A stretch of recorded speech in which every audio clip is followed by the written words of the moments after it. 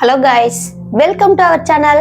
இன்னைக்கான நிகழ்வு ரொம்ப பயங்கர திகிலா இருக்க போது. என்ன சம்பவம் அப்படின்னு பாத்தீங்கன்னா, கேரளா ஃபாரஸ்ட்டுக்கு ட்ரிப்பு போன ஒரு 4 ஃப்ரெண்ட்ஸுக்கு நடந்த பயங்கரமான சம்பவத்தை பத்தி தான் இன்னைக்கான வீடியோல பார்க்க போறோம். ரொம்ப திகிலா இருக்க போது. எந்த இடத்துலயுமே வீடியோவை ஸ்கிப் பண்ணாம பாருங்க. வீடியோ பிடிச்சிருந்தா லைக் பண்ணுங்க, ஷேர் பண்ணுங்க. மறக்காம வீடியோக்கு கீழே ஹைப் அப்படின்ற ஆப்ஷன் இருக்கும், அதையும் கிளிக் பண்ணி விட்டுருங்க. ஓகே கைஸ், மறக்காம நம்மளோட சேனலை சப்ஸ்கிரைப் பண்ணிட்டு பக்கத்துல ஒரு பெல் ஐக்கன்ல ஆல் கொடுத்து வைங்க. வாங்க நம்ம வீடியோக்குள்ள போய் அந்த 4 ஃப்ரெண்ட்ஸுக்கும் என்ன நடந்துச்சுன்றதை தொடர்ந்து பார்த்து தெரிஞ்சுக்கலாம்.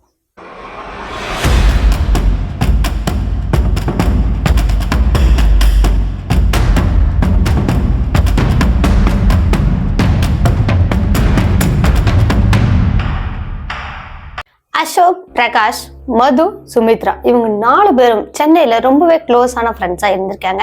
இவங்க 4 பேருமா சேர்ந்து இந்த வீக்கெண்டை செலிப்ரேட் பண்ணலாம் அப்படின்னு சொல்லி எங்கேயாவது போகலாம் அப்படின்னு பிளான் பண்ணிருக்காங்க. அப்போ பிரகாஷ் என்ன சொல்றாருன்னா, நம்ம கேரளா போகலாம், அங்க வந்து நிறைய ஃபாரஸ்ட் ஏரியாங்கெல்லாம் இருக்கு, அங்க போயிட்டு ஒரு கேம்பிங் பண்ணிட்டு வரலாம் அப்படின்ற மாதிரி சொல்லியிருக்காருங்க. இப்போ இது வந்து 3 பேரும் அக்செப்ட் பண்ணிக்கிறாங்க. சரி ஓகே, நம்ம போகலாம் அப்படின்னு பிளான் பண்ணபடி அவங்களும் காரை எடுத்துக்கிட்டு கேரளாவுக்கு கிளம்புறாங்க. அப்படி கிளம்பி போற வழியிலே கேரளாவோட என்ட்ரன்ஸ்லயே பாத்தீங்கன்னா ரொம்பவே ஜில்லுன்னு இருக்கிற மாதிரி இருந்திருக்கு. அதுவும் நடு ராத்திரியாவும் இருந்திருக்கு, ஃபுல்லா இருட்டாவும் இருந்திருக்கு. அந்த சில்னஸ், அந்த இருட்டு எல்லாமே இவங்களுக்கு ஒரு பயத்தையும் கொடுத்திருக்கு. சரி பரவாயில்ல, நம்ம வந்ததே வந்துட்டோம், இது ஒரு புது எக்ஸ்பீரியன்ஸா இருக்கட்டும் அப்படின்னு சொல்லிட்டு ஒரு ஃபாரஸ்ட் ஏரியா, அந்த ஃபாரஸ்ட் ஏரியாக்குள்ள ஆளுங்கெல்லாம் அலோட் ஆட்டுக்குங்க. அந்த மாதிரியான ஒரு இடத்துக்கு போறாங்க. அங்க போக போக அந்த காட்டுக்குள்ள பெரிய மரங்கள் எல்லாம் இருக்கு. அந்த மரங்கள் எல்லாமே அசைற அந்த சத்தங்களை இவங்களுக்கு நல்லாவே பயத்து கொடுத்துருக்கு. இருந்தாலும் பரவாயில்ல, ஒரு த்ரில்லிங்கான அனுபவமா இருக்கட்டும் அப்படின்னு சொல்லி காருக்குள்ளேயே ஜாலியா என்ஜாய் பண்ணி பாட்டெல்லாம் பாடிக்கிட்டு போறாங்க. இந்த காட்டுக்குள்ள நடு பகுதிக்கு போயிட்டாங்களாங்க. அதன் பிறகு பாத்தீங்கன்னா இந்த என்ஜின் வந்து சின்னதா கொஞ்சமா சவுண்டு கொடுத்துக்கிட்டே அப்படியே இன்ஜின் வந்து ஆஃப் ஆயிடுச்சுங்க. காரு அடுத்தது மூவ் ஆகவே இல்லை. என்னன்னு தெரியலடா, கார் வேற மூவ் ஆகல, ஆனா எல்லாமே கண்டிஷனா தான் நான் எடுத்துட்டு வந்தேன், என்னாச்சுன்னு தெரியல, வாடா போலாம் அப்படின்னு சொல்லிட்டு பிரகாஷை கூட்டிக்கிட்டு இவரும் கீழே அசோக்கும் இறங்கியிருக்காருங்க. இறங்கிட்டு அவங்க முன்னாடி என்ஜினை போய் பாக்குறாங்க. அங்க பாத்துக்கிட்டு இருக்கும் போதே இங்க உள்ள உட்காந்துட்டு இருந்த அந்த சுமித்ராவுக்கும் மதுவுக்கும் ரொம்பவே பயத்து கொடுத்துருக்கு. ஏதோ நடக்க போற மாதிரியே இருக்கு, இங்க ஏதோ ஒரு அமானுஷமா இருக்கிற மாதிரியே இருக்கு அப்படின்னு மதுவும் சுமித்ராவும் பேசிட்டு இருக்காங்க. இப்ப வெளியே நின்றுட்டு இருந்தா அந்த 2 பேரும் என்ன சொல்றாங்கன்னா, நீங்க உள்ள உட்காந்துட்டு இருக்கிறவங்க எங்களை பயமுறுத்த ட்ரை பண்றீங்களா, ஏன்டி இந்த மாதிரி எல்லாம் பண்றீங்க அப்படின்னு அசோக் பேசிக்கிட்டு அங்க என்ஜினை பார்த்துட்டு இருந்திருக்காருங்க. என்ஜின் எல்லாம் நார்மலா தான் இருக்கு. இப்படியே அந்த என்ஜின் எல்லாம் பார்த்து முடிக்கிறதுக்குள்ளயுமே அவங்களோட அந்த காரோட ஹெட்லைட் ஆனது மங்களா எரிய கொஞ்சம் கொஞ்சமா வெளிச்சம் குறைஞ்சு அந்த லைட்டும் ஆஃப் ஆயிடுச்சு. லைட் ஆஃப் ஆனதும் அந்த காடு இன்னும் கபூர்னு இருக்கு இல்லையா, அந்த காட்டுக்குள்ள அந்த பூச்சிகளோட அந்த சத்தம் நல்லாவே கேட்க ஆரம்பிச்சிருக்கு. இவங்களுக்கு அந்த சத்தமே ரொம்பவே நடுக்கத்தை கொடுத்துருக்கு.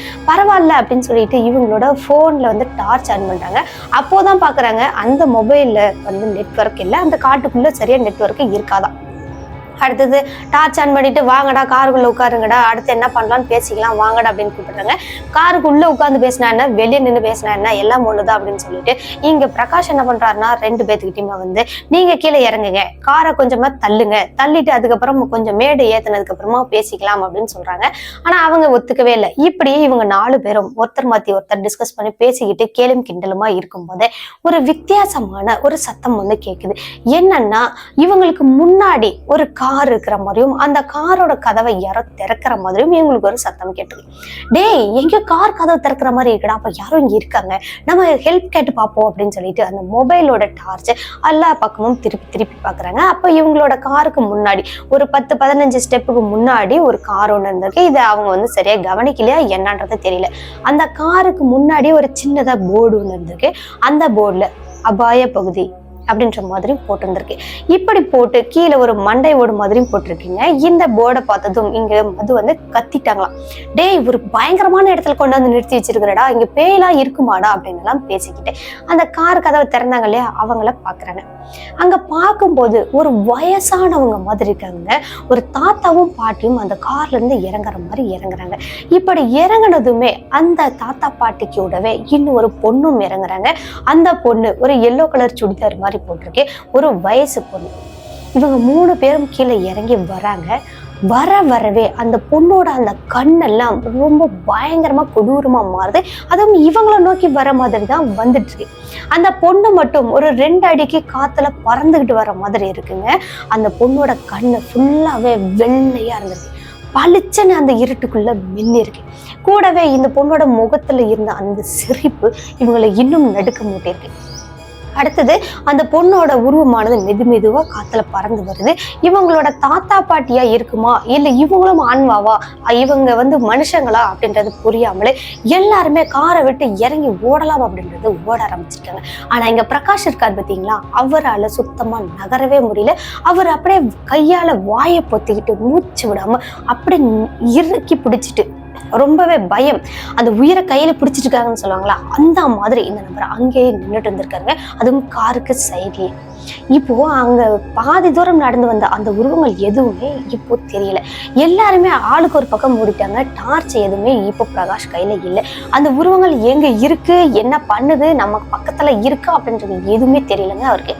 சரி, நாமளும் இருட்டுல இருக்கோம், அவங்களுக்கும் தெரியாது, அந்த ஆன்மாவுக்கும் தெரியாது அப்படின்றத நினைச்சிட்டு பிரகாஷும் அப்படியே அந்த கார் சைட்லயே உட்கார்ந்துட்டாராங்க. வாயில கையை வச்சு பொத்திக்கிட்டேன். இப்போ கொஞ்ச நேரத்திலேயே இந்த காருக்கு மேல யாரோ டம்முன்னு நடக்கிற மாதிரியான அந்த சத்தம் கேட்டிருக்கு. அந்த சத்தத்தை கேட்டதும் இவருக்கு தூக்கி வாரி போட்டுச்சு. இந்த நேரத்துல இந்த காருக்கு மேல யார் ஏறுவாங்க, நம்ம ஃப்ரெண்ட்ஸா இருக்குமா அப்படின்றது பாக்கிறதுக்காக மெதுவா எட்டி பார்த்தாராங்க. அப்படியே அவ்வளவு ஒரு இருட்டுலயுமே அந்த பொண்ணோட உருவம் மட்டும் பளிச்சுன்னு ஜொலிக்குதாங்க. அந்த எல்லோ கலர் ட்ரெஸ்ஸுக்கும் அந்த பொண்ணோட கண்ணும் அப்படியே டார்ச் லைட் மாதிரி மின்னுதாங்க. இந்த வெளிச்சத்தை பார்த்ததும் ஆஹா இது அதே தான் அப்படின்னு சொல்லிட்டு இன்னும் ரொம்ப சைலண்டா அப்படியே குறுகி போய் உட்கார்ந்துட்டாரன். அடுத்து அந்த காரை கடந்து போயிருச்சாங்க அந்த ஆன்மா போனதுக்கு அப்புறமா என்ன ஆச்சு ஏதாச்சுன்னு தெரியல. இந்த காரோட அந்த ஹெட்லைட் ஆனது தானாவே ஆன் ஆயிடுச்சு. ஆனானதுக்கு அப்புறமா அந்த தாத்தா பாட்டியோட உருவம் வந்துச்சு. அது யாரு என்னன்னு பார்க்கலாமே அப்படின்னு மெதுவா பிரகாஷ் திரும்பி பாக்குறாராங்க. அந்த பாட்டியோட உருவம் பிரகாஷோட முகத்துக்கு நேரா ஒரு அசட்டு சிரிப்பு சிரிச்சாங்க. பயங்கரமா நடுங்கி போயிட்டாராம் இந்த நபர். அப்படியே அந்த பிரகாஷ் நடுங்கி போய் உட்கார்ந்துட்டு இருக்காரு. எந்திரிக்க கூட முடியாம அப்படி நடுங்கி போய் நிக்கிறாரு. ஒரு 2 நிமிஷத்துல அந்த உருவமும் மறைஞ்சிச்சு. மறைஞ்சதுக்கு அப்புறமா அந்த ஹெட்லைட் வெளிச்சத்துல எல்லா இடத்துலயும் சுத்தி பாக்குறாங்க. எங்கேயுமே அந்த உருவங்கள் தெரியாத காரணத்தினால முன்னாடி நின்றுட்டு இருந்த அந்த கார் யாரோடது அப்படின்றத போய் பார்க்கலான்னு பார்க்கும்போது அங்க அந்த கார் எதுவுமே இல்லை. சரி, இது எல்லாமே நம்மளோட பிரம்மை, அது ஒரு ஆன்மாதான் அப்படின்றத புரிஞ்சுக்கிட்ட பிரகாஷ் வேகமா அவங்களோட ஃப்ரெண்ட்ஸுக்கு சத்தம் போடுறாங்க. டேய் அசோக் எங்கடா இருக்கீங்க, டேய் வாங்கடா அப்படின்னு சொல்லிட்டு மது, சுமித்ரா இங்க எல்லாருமே கூப்பிடுறாருங்க. யாருமே வரவே இல்லை. எல்லாம் எங்க ஓடி ஒளிஞ்சாங்கன்றதே தெரியவே இல்லை இந்த நம்பருக்கு. உடனே இவர் வேகமா காருக்குள்ள போயிட்டு உட்கார்ந்துடுறாருங்க. காரை ஸ்டார்ட் பண்ணி பாக்குறாரு. இப்போ கார் ஸ்டார்ட் ஆயிடுச்சு. டேய் கார் ஸ்டார்ட் ஆயிடுச்சு, வாங்கடா சீக்கிரம் அப்படின்னு கூப்பிடுறாருங்க. யாருமே வரல. எங்கடா போய் தொலைஞ்சிங்க, எவனுமே வரமாட்டீங்க அப்படின்னு சொல்லி சத்தம் போட்டுட்டே இப்போ பிரகாஷ் கார்ல இருந்து கீழே இறங்கியிருக்காருங்க. இந்த காரை ஸ்டார்ட் பண்ணல, ஆஃப் பண்ணிட்டு கீழே இறங்கிருக்காரு.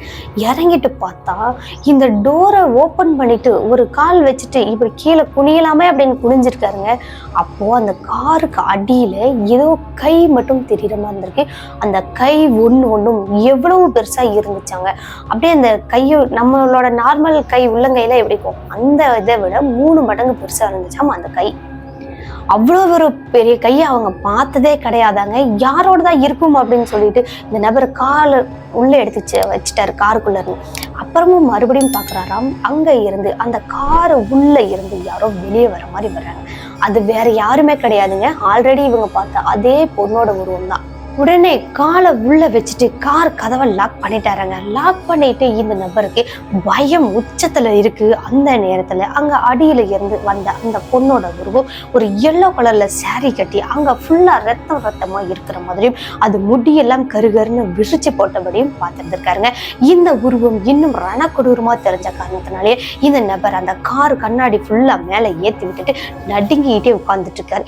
இப்போ இவரோட அந்த காருக்குள்ள ஏசி ஆஃப்ல தான் இருக்கு, ரேடியோவும் ஆஃப்ல தான் இருக்கு, எதுவுமே ஆன்ல கிடையாது. ஆனா இப்போ கொஞ்ச நேரத்துல அந்த அந்த கார் ஃபுல்லாவே அவ்வளவு ஒரு கூலிங்கா இருந்துச்சாங்க. அவரால் உள்ள இருக்கவே முடியல. அப்படியே விட விட விட நடுங்க ஆரம்பிச்சிட்டாரு. உடனே இவர் என்ன பண்றாரு, இவ்வளவு நடுக்கமா இருக்கே, ஆஃப் பண்ணுவோமே அப்படின்னு சொல்லிட்டு ஏசியை பாக்குறாராம். ஏசி ஆஃப்ல தான் இருந்திருக்கு. என்னடா இது, ஏசி ஆஃப்ல இருக்கும்போது இவ்வளவு குளிரா இருக்கே அப்படின்னு சொல்லி பாக்குறாருங்க. அந்த கார் கண்ணாடி ஃபுல்லாவே அந்த பனி மூட்டை மாதிரி அப்படியே ஃபுல்லா படிஞ்சிருச்சாங்க. முன்னாடி இருக்கிறது இவருக்கு உள்ள தெரியல, அந்த மாதிரி படிஞ்சிருச்சு. இந்த நபரும் அந்த வைப்பரை வச்சு கிளீன் பண்ணி பாக்குறாருங்க. அடுத்த ஒரு 2 செகண்ட்ல அந்த மாதிரி ஃபுல்லாவே வருது.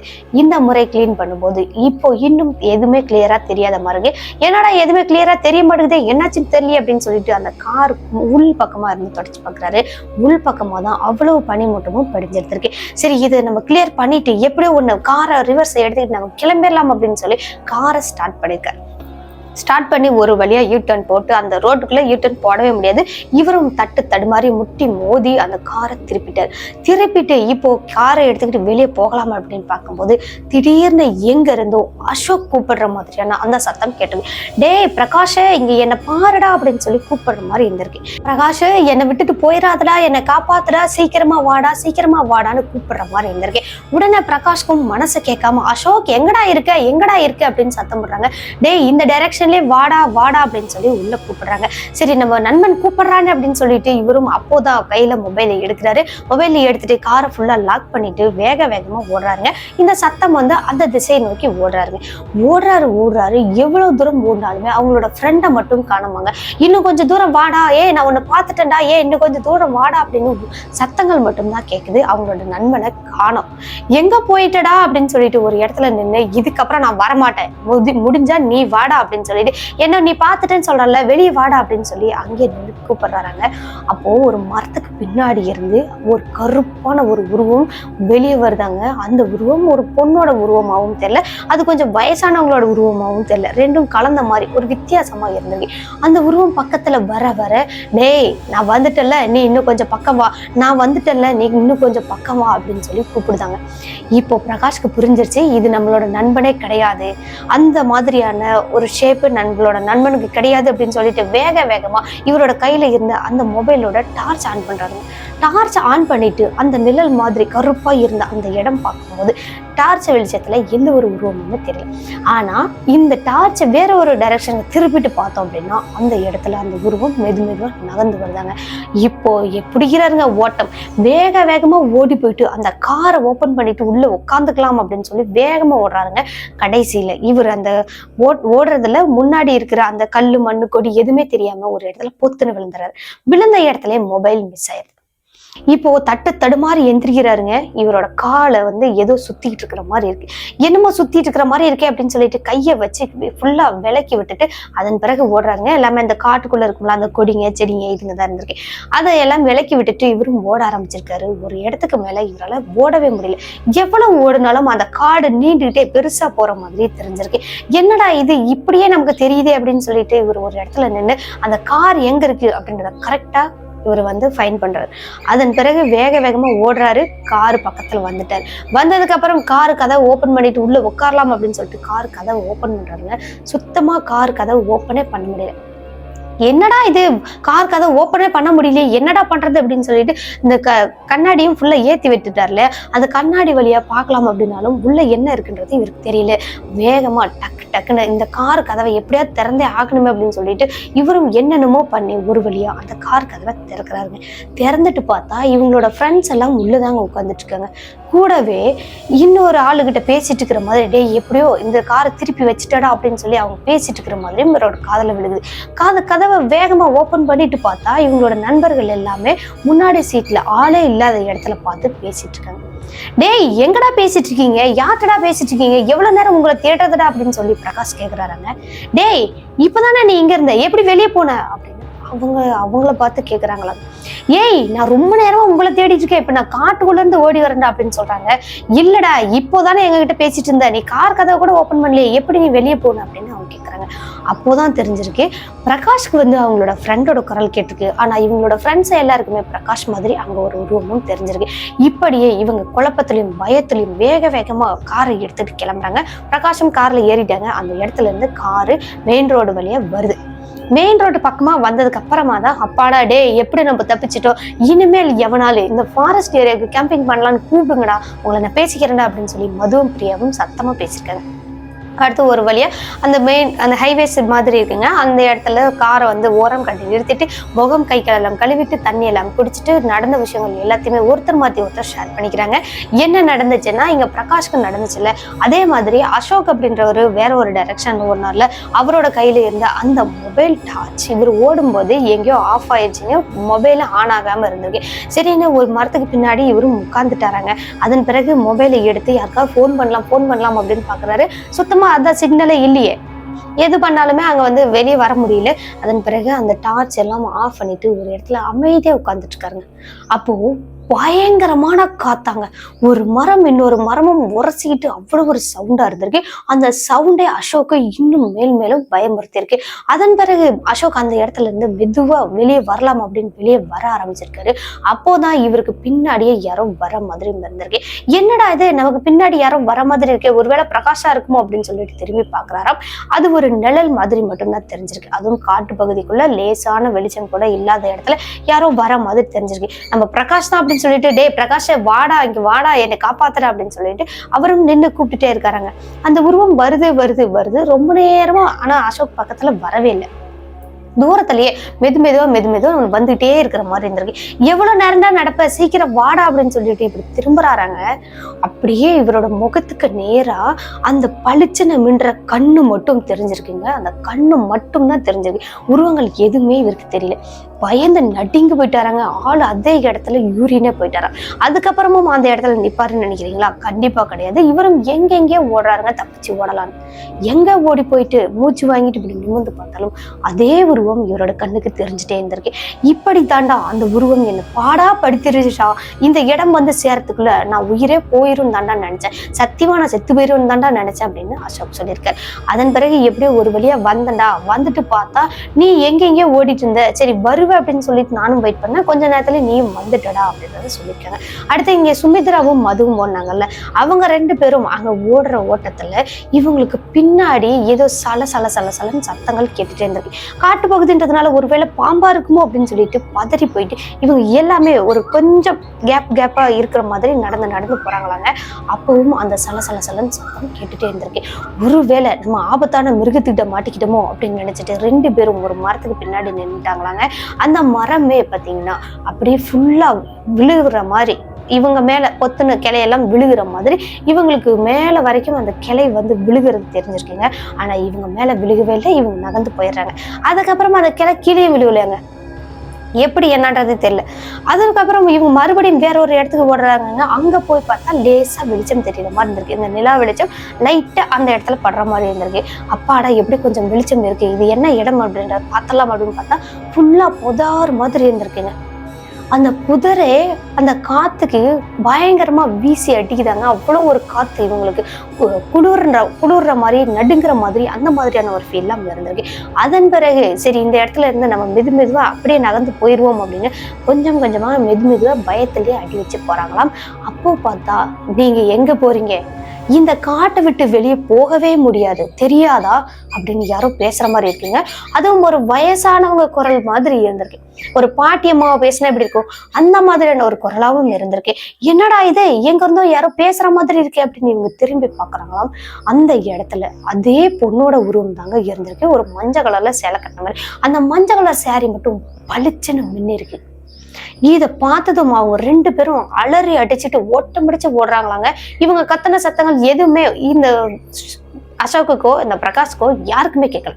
அதன் பிறகு இங்க இருந்து ஓட்டம் பிடிச்சு ஓடிடலாம் அப்படின்னு சுமித்ராவும் மதுவும் ஒருத்தருக்கு ஒருத்தர் கை கோர்த்துக்கிட்டு ஓட ஆரம்பிச்சிருக்காங்க. இவங்க எவ்வளவு தூரம் ஓடினாலும் இவங்க பின்னாடியே அந்த உருவம் வர்ற மாதிரி துரத்துக்கிட்டே வர்ற மாதிரி பார்த்துருந்துருக்காங்க. அப்படி இவங்க ஓட்டம் பிடிச்சு ஓடி ஓடி ஓடி ஓடி கை காலெல்லாம் ரொம்ப அசந்து போய் ரொம்ப மூச்சு வாங்கி அப்படியே நெஞ்செல்லாம் அடைக்கிற மாதிரி ஆயிடுச்சாங்க. அதன் பிறகுதான் இவங்க என்ன பண்றாங்கன்னா ஒரு வழியா ரோட்டு பகுதியை பார்த்துட்டாங்க. இந்த தார் ரோடுலாம் இல்லைங்க, மண் ரோடு தான். அந்த ரோடு பகுதியை பார்த்ததுக்கு அப்புறம் தான் அப்பாடா அப்படின்னு கொஞ்சம் நிம்மதியாக வந்திருக்கேன். அந்த ரோட்டு பகுதியிலேயே மெதுவா நடந்து வராங்க. அந்த காரையும் பார்த்துட்டாங்க. காரை பார்க்கும்போது ஹெட்லைட்லாம் ஆன்ல இருக்கு, கார் ஆன்ல இருக்கிற மாதிரி இருந்திருக்கு. எவனோ நம்ம ஆளுங்க தான் இருக்கிறாங்க அப்படின்றத புரிஞ்சுக்கிட்டு வேகமா இவங்க ஓடி வராங்க. ஓடி வந்தாலுமே நடுவுல இவங்களுக்கு முன்னாடியே யாரோ நடந்து போற மாதிரி இருக்கு. அதுவும் அதே பொண்ணோட உருவம் கூடவே ஒரு பாட்டியோட உருவமும் நடந்து போயிட்டு இருக்கு. என்னடா இது, அவங்கள நோக்கி போயிட்டு இருக்கே, நம்ம இப்ப அங்க போனாலும் நமக்கும் ஆபத்து தானே அப்படின்னு சொல்லிட்டு ஒரு 10 நிமிஷம் ஓரங்கட்டி நின்றுட்டு இருந்திருக்காங்க. அந்த உருவங்கள் போகுதாங்க. அந்த கார் வரைக்கும் தெரிஞ்சிருக்கு. அதுக்கப்புறம் அந்த உருவம் எங்க மறைஞ்சிச்சுன்ற தெரியல. அந்த ஹெட்லைட் வெளிச்சம் இவங்களுக்கு சரியா தெரியல. அந்த உருவம் அங்க போயிருச்சா இல்ல மறைஞ்சிச்சா என்னன்றது தெரியல. இப்ப வாடி நம்ம போயிடலாம் அப்படின்னு சொல்லிட்டு வேகமா மதுவும் சுமித்ராவும் கார் பக்கத்துல வந்துட்டாங்க. கார் பக்கத்துல பார்க்கும்போது யாருமே இல்லாம இருந்திருக்காங்க. எப்படியா நம்ம மட்டும் உள்ள போய் உட்கார்ந்தா போதுண்டா சாமி அப்படின்னு சொல்லிட்டு தான் காரெல்லாம் கதவெல்லாம் ஓப்பன் பண்ணிட்டு உள்ள போய் உட்காந்துருக்காங்க. அதே மாதிரி அசோக்கும் வந்துட்டாரு, அவரும் உட்காந்துட்டாரு. இப்போ பிரகாஷும் பக்கத்துல தானே இருக்காரு, அதனால காரை எடுத்துட்டு கிளம்பலாம் அப்படின்னு மூவ் பண்ணிருக்காங்க. அப்போதான் பிரகாஷும் ஓடி வந்திருக்காரு. இந்த நடந்த விஷயங்கள் எல்லாத்தையுமே ஒருத்தருக்கு ஒருத்தர் டிஸ்கஸ் பண்ணியிருந்திருக்காங்க. சரி, இதுக்கப்புறம் நம்ம இங்க ஒரு நிமிஷம் கூட நிக்க கூடாது, நம்ம இடத்த காலி பண்ணிட்டு ஓடிடலாம் அப்படின்னு சொல்லி வேகமா அவங்க கிளம்பி வந்திருக்காங்க. இது எல்லாம் நடந்ததுக்கு அப்புறமா அந்த ஹைவேஸ்ல இருந்து இவங்க நேரா அவங்களோட வீடு வரைக்கும் போறாங்க. வீடு வரைக்கும் போனாலுமே இவங்களுக்கு நடந்த விஷயங்கள் எல்லாமே மைண்ட்ல லூப் மாதிரி ஓடிட்டே இருக்கு. எப்படி நம்ம டைவெர்ட் பண்ணனாலும், ஒரு படம் பார்த்து டைவெர்ட் பண்ணலாம், இல்ல ஃபேமிலியோட டைம் ஸ்பெண்ட் பண்ணலாம், எப்படி பண்ணினாலுமே இவங்களுக்கு அந்த மைண்ட் மாறவே இல்லையாங்க. 4 பேத்துக்கும் ஒரே மாதிரி தான் இருந்திருக்கு. 4 பேரும் கான்ஃபரன்ஸ் கால் போட்டு பேசுறாங்க. எனக்கு அதே ஞாபகமாவே இருக்கு, என்ன பண்றதுன்னு தெரியல அப்படின்னு சொல்லி எல்லாம் பேசிட்டு இருக்காங்க. அதெல்லாம் எதுவுமே கிடையாது, நீ அமைதியா விட்டுரு அப்படின்றத அந்த ஜென்ஸ் எல்லாம் ஆறுதல் சொல்லியிருக்காங்க. சரி அப்படின்ட்டு ஒரு வாரம் யாருமே யாரோடையும் கான்டாக்ட் வச்சுக்கவே இல்லையாங்க. அதன் பிறகு ஒரு வாரத்துக்கு அப்புறமா தான் ஒருத்தருக்கு ஒருத்தர் ஃபோன் பண்ணி பேசிக்கிறாங்க. இந்த ஒரு வாரத்துக்குள்ளயுமே இவங்க படாத பாடுபட்டு இருந்திருக்காங்க. என்ன ஆகுதுன்னா, மதுவும் சுமித்ராவும் பக்கத்து வீடுதாங்க. இவங்க 2 பேரும் ஒரு நாள் உட்கார்ந்து படிச்சுட்டு இருந்திருக்காங்க. அதுக்கப்புறம் மொட்டை மாடியிலே படுத்து தூங்கலாம் அப்படின்னு சொல்லிட்டு அங்கேயே படுத்து தூங்கவும் ஆரம்பிச்சிருக்காங்க. நல்லா தூங்கிட்டு இருந்தாங்களாங்க. இவங்களோட மெத்த மேல யாரோ திப்புன்னு ஏறுற மாதிரி தெரிஞ்சிருக்கு. இந்த நேரத்துல யாராவது ஏறது, சரி யாரோ ஏறிட்டு போறாங்க, அம்மாவா இருக்கும் இல்ல அப்பாவா இருக்கும், நம்ம இங்க தானே படுத்துட்டு இருக்கோம் அப்படின்னு சொல்லிட்டு பிறண்டு படுக்கிறாங்களாங்க. பிறண்டு படுக்கும்போது மது பிறண்டு படுக்கிறாங்க, சுமித்ரா பக்கத்துல படுத்துட்டு இருக்காங்க. சுமித்ராவோட முகத்தை பார்க்கும்போது ஃபுல்லா சதையே இல்லாத மாதிரி அங்கங்க சதையெல்லாம் கரையான அரிச்சுட்டா எப்படி இருக்கும் அந்த மாதிரி ஒரு பயங்கரமான உருவத்தை பார்த்திருக்காங்க. பார்த்த மது பயங்கரமா கத்துக்குதுன்னு கத்திக்கிட்டே எழுந்திரிச்சிருக்காங்க. எழுந்ததுக்கு அப்புறமா சுமித்ரா ஏன் இப்படி கத்துற அப்படின்னு சொல்லிட்டு அவங்க எழுந்து உட்கார்றாங்க. ஏய் நீ வராத, பக்கத்துல வராத அப்படின்னு தடுத்திருக்காங்க. என்னடி ஆச்சு அப்படின்னு சொல்லி கேட்கும்போது தான் சுமித்ராவோட முகம் அப்போ நல்லா கிளியரா தெரிஞ்சிருக்கு. சே, எல்லாமே எனக்கு கனவு தானா அப்படின்னு சொல்லிட்டு ஒரு நிமிஷம் ஆடி போயிட்டாங்க, நடுங்கி போயிட்டாங்க. இப்படி நடந்துச்சா, அதை அன்னைக்கே விட்டுட்டாங்க. அது சுமித்ராட்ட சொல்லலை. அன்னைக்கு நாள் அப்படியே முடிஞ்சிச்சுங்க. அதுக்கப்புறம் படுத்து தூங்குறாங்க. ஒருத்தருக்கு ஒருத்தர் ஆறுதல் சொல்லிட்டு படுத்து தூங்கிட்டாங்க. அடுத்த 2 நாள் கழிச்சு மறுபடியும் இந்த சுமித்ராவும் அதுவும் ஒன்னாதான் படுத்து தூங்க ஆரம்பிச்சிருக்காங்க. நல்லா படுத்து தூங்கிட்டாங்களா. இந்த முறை பெட்ரூம்ல தான் படுத்துட்டு இருந்திருக்காங்க. நல்லா தூங்கிட்டு இருந்தவங்களுக்கு திடீர்னு வேர்க்கிற மாதிரி இருந்திருக்கு. சுமித்ராக்கு பயங்கரமா வேர்க்கிறது அப்படின்னு சொல்லிட்டு வேகமா எந்திரிச்சு ஏசி ஆன் பண்ணுவோம் அப்படின்னு ரிமோட்டை தேடி இருக்காங்க. ரிமோட்டை தேடிட்டு ஏசி ஆன் பண்ணிட்டு இப்படி திரும்பி பார்க்கலாம் அப்படின்னு பார்த்துருக்காங்க. இப்போ இங்க சுமித்ராவுக்கு பக்கத்துல யாரோ படுத்துட்டு இருக்கிற மாதிரி இருந்திருக்குங்க. அதுவும் ஒரு கருகருன்னு உருவத்தோட படுத்துட்டு இருக்கிற மாதிரி இருக்கு. கூடவே ஏதோ ஒரு மண்ணை ஸ்மெல் அடிக்கிற மாதிரியும் இருந்திருக்கு. ஏய் அப்படின்னு இவங்க சத்தம் போட்டுட்டு பக்கத்துல இருந்த லைட்டை ஆன் பண்ணிருக்காங்க. ஆன் பண்ணிட்டு அதுக்கப்புறமா சுமித்ரா திரும்பி பாக்குறாங்க. அங்க படுத்துருக்கிறது மது மட்டும் தான் படுத்துட்டு இருந்திருக்காங்க. அப்பாடா, நம்மளோட இல்யூஷனா தான் இருக்கும் அப்படின்னு சொல்லிட்டு இதை மது கிட்ட சொன்னா இன்னும் பயந்துருவா அப்படின்னு அந்த விஷயத்த சொல்லவே இல்லை.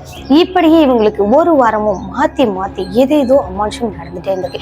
கடைசியா ஒரு நாள் 2 பேருமே அவங்கவுங்க வீட்டுல படுத்து தூங்கியிருக்காங்க. நல்லா தூங்கிட்டாங்களாங்க. திடீர்னு ஒரு 12:30 மணிக்கு போன் வருதுங்க. என்னன்னா, வெளியே வா மது, ஒரே ஒரு நிமிஷம் வெளியே வாவேன், சீக்கிரமா வெளியே வாவேன் அப்படின்னு அவசரமா கூப்பிடுற மாதிரி இருந்திருக்கு. சரி, வெளியே தான் போய் பாப்போமே அப்படின்னு சொல்லிட்டு மதுவும் எந்திரிச்சு போயிருக்காங்க. இதே மாதிரி சுமித்ராவுக்கும் போன் வந்திருக்கு. 2 பேரும் அங்க நின்றுட்டு ஒருத்தருக்கு ஒருத்தர் மூஞ்ச பார்த்துட்டு இருக்காங்க. அப்போ ரோட்டு பகுதியில பார்க்கும்போது தாங்க தெரியுது 2 பேத்துக்குமே அதே உருவம் தெரிஞ்சிருக்கு. சிரிச்சுக்கிட்டே யாரோ ஒரு பொண்ணு நிக்கிற மாதிரியான அந்த உருவத்தை பார்த்திருக்காங்க. பார்த்தவங்க அப்படியே பேய் அரைஞ்ச மாதிரி நின்றுட்டு இருந்திருக்காங்க. பயங்கரமா நடுங்கி போயிருக்காங்க. அதுல இருந்தே இந்த அன்டைம்க்கு மேல போன் வந்துச்சுன்னா வெளியவே வர மாட்டாங்களாம். டேய் எங்களுக்கு இப்படிலாம் நடந்துச்சுடா, என்னடா நாங்க பண்ணிட்டோம் அப்படின்னு சொல்லி பேசுறாங்க. அப்போ இங்க அசோக் என்ன சொல்றாருன்னா, உங்களுக்காவது அவ்வளவுதானே நடந்துச்சு, எனக்கு என்ன நடந்துச்சுன்னு தெரியுமா அப்படின்னு சொல்லிட்டு பேசுறாருங்க. என்ன அவருக்கு நடந்துச்சுன்னா, அவர் அவங்களோட ஹாஸ்டல் ரூம்ல தான் தங்கி இருந்திருக்காருங்க. அவங்களோட ரூம்ல பாத்தீங்கன்னா ஒரு 10 பேர் படுத்திருந்திருக்காங்க. நல்ல ஆழ்ந்த தூக்கத்துல தூங்கிட்டு இருக்காரு. அப்போ திடீர்னு யாரோ ஒரு பயங்கரமான குரல்ல சிரிக்கிற மாதிரி சத்தம் கேட்டிருக்கு முத நாள். இப்படி சிரிக்கிற சத்தம் கேட்டதுமே இவர் அதை பெருசுபடுத்திக்காம எவனோ சிரிச்சிட்டு இருக்கிறான் அப்படின்னு சொல்லிட்டு கேஷுவலா அதை விட்டுட்டாருங்க. அங்க அந்த கேரளா காட்டுக்கு போய் நடந்த விஷயங்கள் எதையுமே இவர் மனசுலயும் வச்சுக்கல, நினைக்கவும் இல்லை. எவனோ சிரிச்சிட்டு போறான் அப்படின்னு சொல்லிட்டு பிறந்து படுத்து தூங்கிட்டாரு. 2வது நாள் இவருக்கு பக்கத்திலேயே யாரோ சிரிக்கிற மாதிரியான அந்த சத்தம் கேட்டிருக்கு. எவன்டா டெய்லி இந்த டைமுக்கு சிரிக்கிறவன் அப்படின்னு சொல்லிட்டு மெதுவா திரும்பி பார்த்துட்டு அதன் பிறகு எழுந்து உட்கார்ந்துருக்காங்க. எழுந்து உட்கார்ந்தா இவங்களோட ரூமுக்கு உள் பக்கமா லாக் பண்ணிருக்காங்க இல்லையா, அந்த லாக்குக்கு பக்கத்திலேயேங்க செவுத்தை ஒட்டி ஏதோ கருன்னு நின்றுட்டு இருந்திருக்குங்க. அதுதான் இவங்களோட ரூம்குள்ள சிரிக்கிற மாதிரியான சத்தத்தையும் ஏற்படுத்தியிருக்கு. இதை பார்த்தவர் அப்படியே பீதி அடைஞ்சு போயிட்டாரு. வேகமா போர்வை இழுத்து போத்திட்டு படுத்துட்டாரு. விடிய விடிய அந்த சத்தம் கேட்டுட்டே தான் இருந்திருக்கு. ஆனா மத்தவங்க யாருக்குமே கேட்கவும் இல்லை, அந்த உருவம் தெரியவும் இல்லை. எல்லாம் எந்திரிக்கிறாங்க, ரெஸ்ட் ரூம் போறாங்க, வராங்க, எல்லாமே பண்றாங்க. ஆனா இவருக்கு மட்டும்தான் அந்த குரலும் அந்த உருவமும் தொடர்ந்து தெரிஞ்சுட்டே இருந்திருக்கு. அது கூடவே இப்போ ஒரு 2-3 நாள் கழிச்சு மறுபடியும் அந்த நபர் படுத்துட்டு தூங்கிட்டு இருக்காருங்க. அப்போதான் படிச்சு முடிச்சுட்டு படுத்திருக்காரு. ஒரு 5 நிமிஷம் தான் ஆயிருக்கும். 5 நிமிஷத்துக்குள்ளேயுமே மறுபடியும் இந்த நபருக்கு ஒரு பயங்கரமான ஒரு குளிர்ற மாதிரியான ஒரு காத்து அடிச்சிருக்கு. ஃபுல் ஏசி டெம்பரேச்சரை குறைச்சிட்டா எப்படி இருக்கும் அந்த மாதிரி ஒரு ஃபீல் வந்திருக்கு. உடனே இந்த நபர் என்னடா ரொம்ப குளிர்ற மாதிரி இருக்கே அப்படின்னு சொல்லிட்டு போர்வையை எடுத்து போத்தலாமே அப்படின்னு போத்த ஆரம்பிச்சிருக்காருங்க. அப்போதான் இவரோட போர்வைக்கு பக்கத்திலே, இவரோட காலுக்கு பக்கத்திலே அந்த உருவம் உட்கார்ந்துட்டு இருந்திருக்கு. எல்லாம் எனக்கு நடந்துச்சு தெரியுமா அப்படின்னு சொல்லிட்டு ஒரு மாதிரி அழுதுகிட்டே அசோகம் சொல்லியிருக்காரு. இதே மாதிரி தாண்டா எனக்கும் நடந்துச்சு அப்படின்னு சொல்லிட்டு இங்க பிரகாஷும் அவருக்கு நடந்த விஷயங்கள் எல்லாம் சொல்லியிருக்காங்க. இப்படியே மாத்தி மாத்தி ஒருத்தருக்கு ஒருத்தர் அந்த விஷயங்களை சொல்லிக்கிட்டு ஆறுதல் சொல்லிக்கிட்டு இந்த மாதிரியே பண்ணிட்டு இருந்திருக்காங்க. மறுபடி 1 மாசம் கழிச்சு பிரகாஷோட வீட்டுல ஏதோ ஒரு ஃபங்க்ஷன் வச்சிருந்திருக்காங்க. அந்த ஃபங்க்ஷன் வந்து சாமி கும்பிடுற மாதிரி தான் வச்சிருந்திருக்காங்க. அதுக்கு எல்லாருமே இன்வைட் பண்ணிருக்காங்க. அங்கேயும் வந்து சாமி எல்லாம் கும்பிடுறாங்க. கும்பிட்டு முடிச்சுட்டு எனக்கு இந்த மாதிரியான அந்த குறைகள் எல்லாம் தீர்த்து கொடுத்தா கண்டிப்பா ஏதாவது ஒரு வேண்டுதல் செய்யறேன் அப்படின்ற மாதிரி எல்லாம் வேண்டிக்கிட்டாங்க. அவங்களுக்கு முடிஞ்ச மாதிரியான வேண்டுதலை வேண்டிக்கிட்டாங்க. அதன் பிறகு இவங்களுக்கு எந்த ஒரு பிரச்சனையுமே இல்லாம இருந்திருக்கு. அதேபடி இந்த பிரியாவும் சுமித்ராவும் அவங்க என்ன வேண்டுதல் வச்சாங்களோ அதை செஞ்சு முடிச்சிட்டாங்க. இங்க அசோக்கும் அதே மாதிரி தான் செஞ்சுட்டாங்க.